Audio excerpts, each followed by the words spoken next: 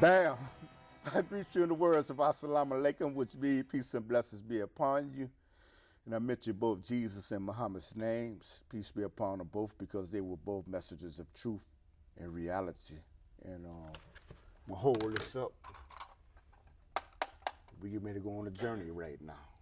And I have Alderman Vergil Jones, you know, almost a regular on the show, and Michael Thompson, right. You know, who was a telephone call, and we developed a rapport over the time. So on my radio show that I had 3 months ago, and that's over with though.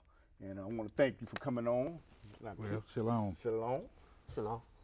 Thank you for inviting me. Okay, and please, before we start, I'm going to say the subject matter. We're going to talk about the FBI, the CIA, and these government agencies. But tell us something about you. The Alderman and Committeeman of the 15th Ward in the city of Chicago, public school teacher, social worker, paralegal, and community organizer. Since that seems to be a bad trained by one of the guys who was trained by Sal Alinsky. Yes, sir. Okay, tell us something about yourself, please. Well, there's not much to tell, but like you said, my name is Michael Thompson, and I'm from I'm from Stuttgart, Arkansas. That's where I, was born at, but I was raised in Chicago. Okay, this will be seen on the web, so they. Right, and I also went to Inglewood High School. I came out in '79. And right now I'm just a community, activist, in the community. Spawned upon what the FBI, the CIA, and the counterintelligence agencies are doing to destabilize the communities and nations of color. They're probably not going to like that, though.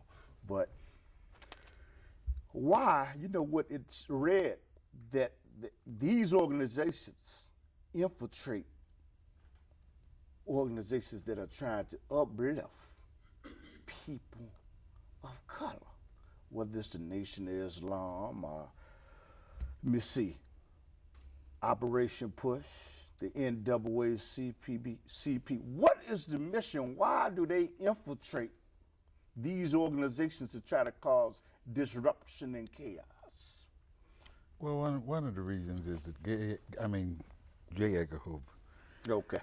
J. Edgar, guy that wore pumps, right? J. Edgar Hoover said that they cannot allow a black messiah to arise from our community. Okay. And they must do everything in their power to prevent that. Congressman Diamondly, back in the 90s, had a hearing. And his hearing was on COINTEL programs and Operation Frumention. Okay. Now, Operation Frumention is a German word, not an English word.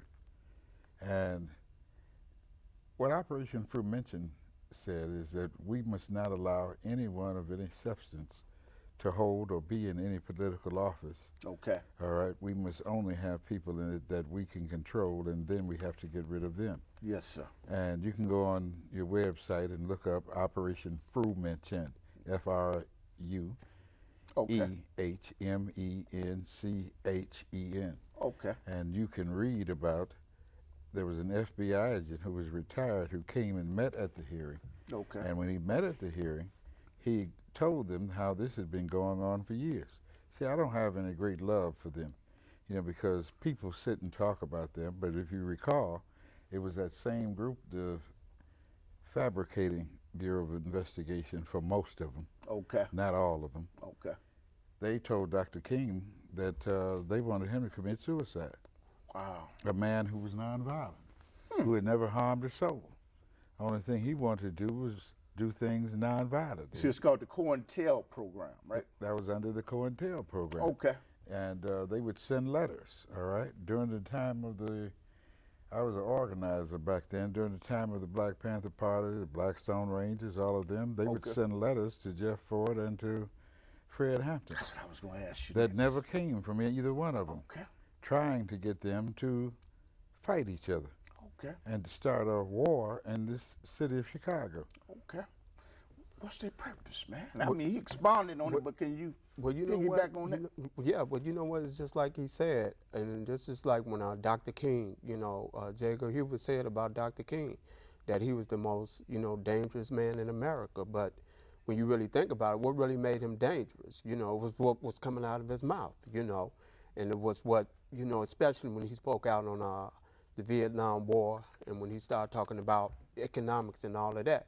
That's when they started saying that Dr. King was a threat. As long as he was talking about, the civil rights movements and having equal rights and going to the same washrooms or sitting at the same counter, they didn't have no problem with that. But when he spoke out on the Vietnam War, Yes. and and started talking about the economic system and the economic pressure and everything, that's when he became a threat. That's when Dr. King became a threat.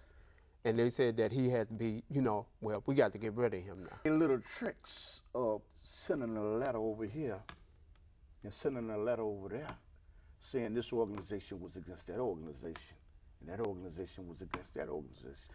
And why was it so successful?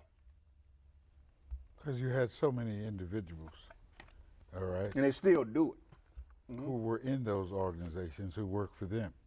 Spies. Part of the COINTEL program was to pay individuals, all right, to be in those organizations, to infiltrate them, and to help to carry out their program. I thought you always, so people always say spies are good, though. Are spies good and you don't know who they are, though? Well, spies, Go ahead. that is true. Spies are good if you know that you got spies.